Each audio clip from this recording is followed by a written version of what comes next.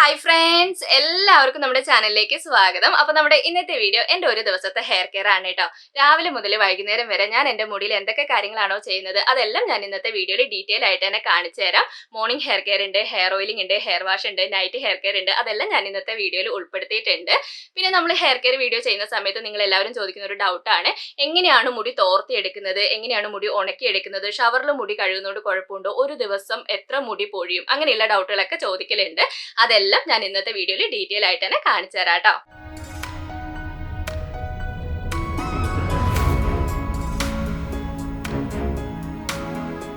അപ്പോൾ ആദ്യം തന്നെ നമുക്ക് മോർണിംഗ് ഹെയർ കെയറിൽ തന്നെ സ്റ്റാർട്ട് ചെയ്യാം കേട്ടോ. ഞാനിപ്പോൾ രാത്രിയിൽ മുടി മെടഞ്ഞിട്ടിട്ടാണ് കിടക്കാറുള്ളത്. കാരണം രാവിലെ എണീറ്റ് വന്നപാട് മോർണിംഗ് ഹെയർ കെയർ ചെയ്യാനുള്ള ഒരു സമയം കിട്ടാറില്ല.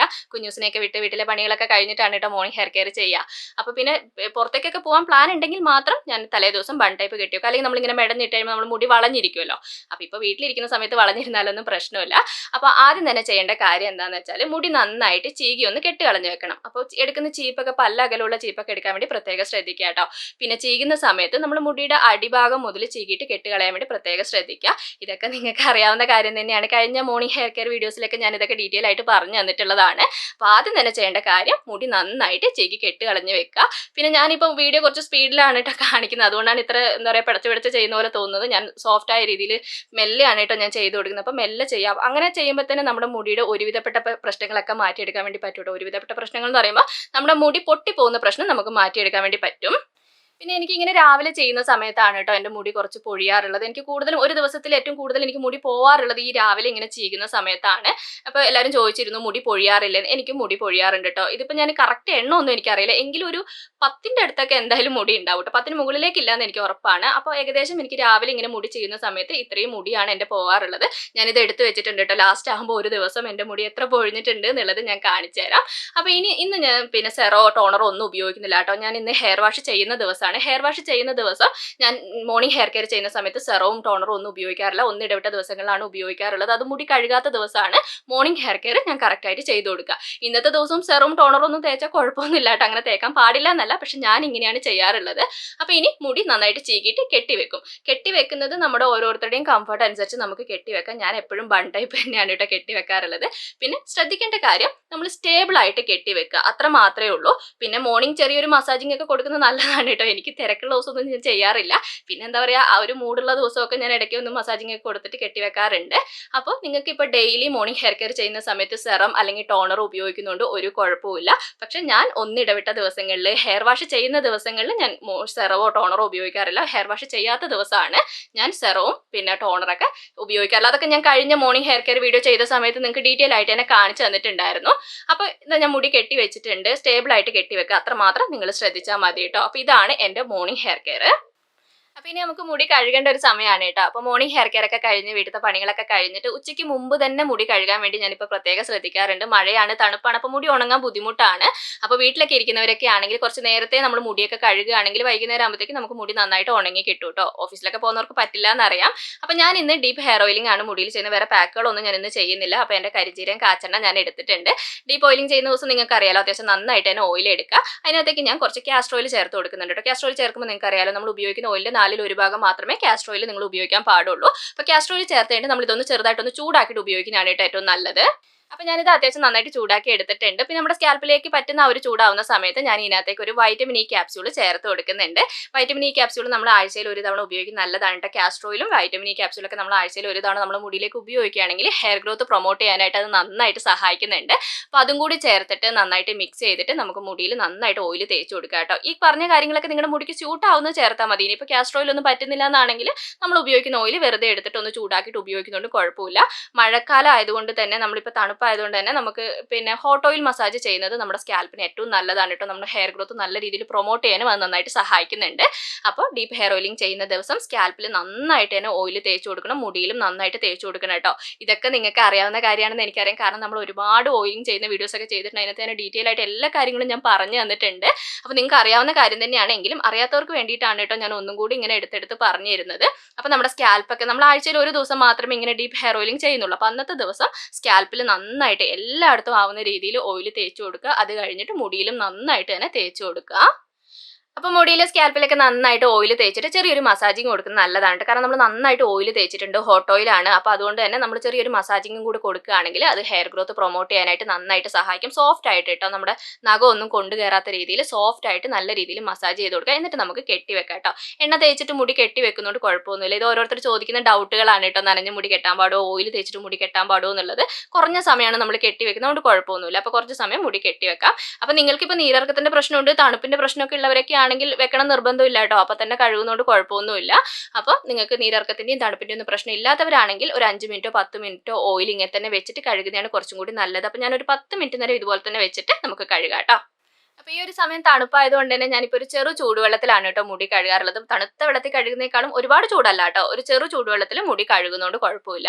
പിന്നെ നമ്മളിപ്പോൾ നന്നായിട്ട് ഡീപ്പ് ഹെയർ ഓയിലിംഗ് ഒക്കെ ചെയ്തിട്ടുണ്ട്. അപ്പോൾ അതുകൊണ്ട് തന്നെ നമുക്കിന്ന് ഷാമ്പു ഉപയോഗിച്ചിട്ട് മുടി കഴുകാം. അപ്പോൾ ഷാമ്പു ഉപയോഗിക്കുമ്പോൾ ഞാൻ എപ്പോഴും പറഞ്ഞിട്ടുണ്ട്, ഡയലൂട്ട് ചെയ്തിട്ട് മാത്രമേ ഉപയോഗിക്കാൻ പാടുള്ളൂ. ഒരു 1/2 കപ്പ് വെള്ളം എടുക്കുക, അതിനകത്തേക്ക് നമുക്ക് ആവശ്യത്തിനുള്ള ഷാമ്പു എടുക്കുക, എന്നിട്ട് ഡയലൂട്ട് ചെയ്തിട്ട് ഉപയോഗിക്കുക കേട്ടോ.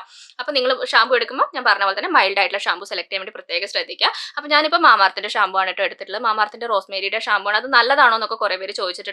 കുഴപ്പമൊന്നുമില്ല കേട്ടോ, നമുക്ക് ആഴ്ചയിൽ ഒരു തവണ ഉപയോഗിക്കാൻ നല്ലത് തന്നെയാണ്. പിന്നെ അഫോർഡബിൾ ആണോ എന്ന് ചോദിച്ചാൽ അഫോർഡബിൾ അല്ല. ഇത്രയും പൈസ കൊടുത്തിട്ട് ഷാമ്പു വാങ്ങിക്കാൻ തന്നെ കുറച്ച് ബുദ്ധിമുട്ടാണ്. പിന്നെ എനിക്ക് പ്രൊമോഷൻ ഇങ്ങനെ അയച്ചു തരുന്നതുകൊണ്ട് ഞാൻ ഉപയോഗിക്കുന്നത് മാത്രമേ ഉള്ളൂ. അല്ലെങ്കിൽ അഫോർഡബിൾ ആയിട്ടുള്ള ഷാമ്പു ഒക്കെ കഴിഞ്ഞ തവണ ഞാൻ വീഡിയോയിൽ ഞാൻ പറഞ്ഞു തന്നിട്ടുണ്ടായിരുന്നു. 2-3 ഷാമ്പൂൻ്റെ പേരൊക്കെ ഞാൻ പറഞ്ഞു തന്നിട്ടുണ്ടായിരുന്നു. നിങ്ങൾക്ക് ഏതാണോ നിങ്ങൾക്ക് പറ്റുന്നത് ഒരു മൈൽഡ് ആയിട്ടുള്ള ഷാമ്പു ഉപയോഗിച്ചിട്ട് കഴുകാമെന്ന് മാത്രമേ ഉള്ളൂ കേട്ടോ. അപ്പോൾ നന്നായിട്ട് തന്നെ നമ്മുടെ സ്കാൽപ്പും മുടിയൊക്കെ ക്ലീൻ ആവുന്ന രീതിയിൽ നമ്മൾ ഒരുപാട് ഓയിൽ തേച്ചിട്ടുണ്ടല്ലോ. അപ്പോൾ ആ ഒരു ഓയിൽ നമ്മുടെ മുടിയിൽ നിന്ന് കംപ്ലീറ്റ് ആയിട്ട് റിമൂവ് ആവുന്ന ഒരു സമയം വരെ ഷാമ്പു ഉപയോഗിച്ചിട്ട് മുടിയും സ്കാൽപ്പൊക്കെ നല്ല വൃത്തിയായിട്ട് തന്നെ നിങ്ങൾ കഴുകി എടുക്കുക. പിന്നെ ചൂടുവെള്ളം ഉപയോഗിക്കുന്ന കാര്യം ഞാൻ പറഞ്ഞല്ലോ. ചൂടുവെള്ളം പിന്നെ ഒരുപാട് ചൂടോടെ ഉപയോഗിക്കരുത്. പിന്നെ താരന്റെ പ്രശ്നമൊക്കെ ഉള്ളവരൊക്കെ ആണെങ്കിൽ ഒരു ചെറു ചൂടുവെള്ളത്തിൽ മുടി കഴുകുകയാണെങ്കിൽ നല്ലതാണ്. നമ്മുടെ ഹെയർ ഗ്രോത്ത് പ്രൊമോട്ട് ചെയ്യുന്നതല്ല ഞാൻ പറഞ്ഞത്. പിന്നെ ഈ തണുപ്പോട് കൂടി നമ്മുടെ സ്കാൽപ്പിലേക്ക് വെള്ളം ഒഴിക്കുന്ന സമയത്ത് നമുക്കിങ്ങനെ തലവേദന എടുക്കുന്ന പോലെയൊക്കെ ഫീൽ ചെയ്യും. അപ്പോൾ ഇങ്ങനെ തണുപ്പ് സമയത്ത് ഒരു ചെറു ചൂടുവെള്ളത്തിൽ മുടി കഴുകുന്നതുകൊണ്ട് കുഴപ്പമില്ല. അപ്പോൾ നല്ല വൃത്തിയായിട്ട് തന്നെ മുടി കഴുകി എടുക്കാം.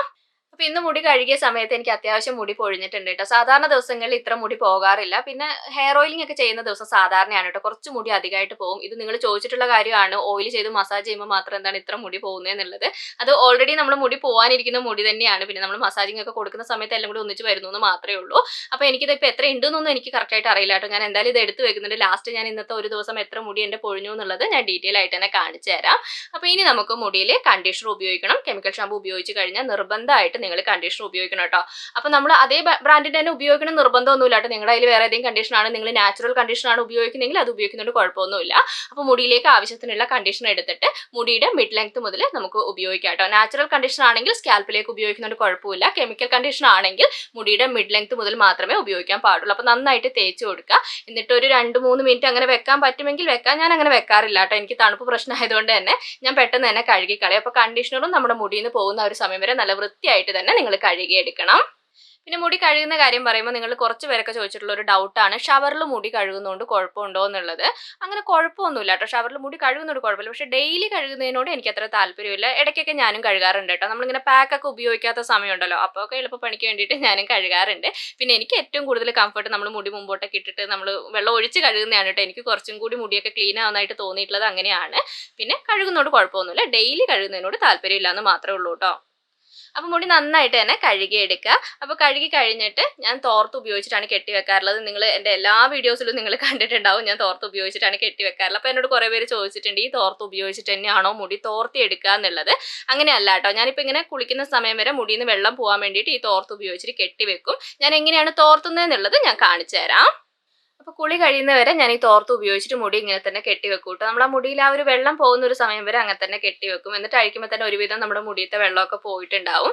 പിന്നെ ഇങ്ങനത്തെ തോർത്ത് അറിയാലോ, അത്യാവശ്യം നല്ല ഒരയുള്ള തോർത്താണ്. അപ്പോൾ ഈ തോർത്ത് ഉപയോഗിച്ചിട്ട് നമ്മൾ അങ്ങനെ ഉരച്ച് മുടി തോർത്തുന്നത് അത്ര നല്ലതല്ല. നമ്മുടെ മുടി സ്പ്ലിറ്റ് ആവാനും മുടി പൊട്ടിപ്പോവാനൊക്കെ ചാൻസ് കൂടുതലാണ്. പൊട്ടിപ്പോവില്ല, പക്ഷെ സ്പ്ലിറ്റ് ആവാനായിട്ട് ചാൻസ് കൂടുതലാണ് കേട്ടോ. നമ്മുടെ മുടിയുടെയൊക്കെ മെയിൻ പ്രശ്നം സ്പ്ലിറ്റൻസ് അല്ലേ. അപ്പോൾ ഇങ്ങനെയൊക്കെ തോർത്താതിരുന്നാൽ തന്നെ ഒരുവിധം സ്പ്ലിറ്റൻസ് ഒക്കെ നമുക്ക് മാറ്റിയെടുക്കാം.